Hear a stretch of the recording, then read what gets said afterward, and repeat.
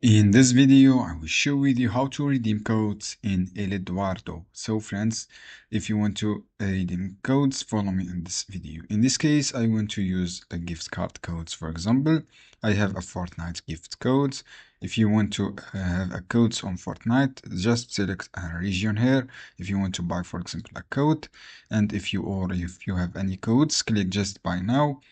After complete this purchase steps here, all you have to do, you will see this code. When you see this code, guys, from your here orders, go to order section. From orders purchased, go to the purchased, and then choose your order from here. Completed order. After that, when you copy your Fortnite codes, for example, just go to fortnite.com. From here, this page, go to redeem option, and then you can redeem your codes in Fortnite. Just enter your codes here and then click redeem option. As you can see here, click redeem. You will see codes from this section. If I make this simple screenshot, you will see these codes from here. This one, just copy code and paste here.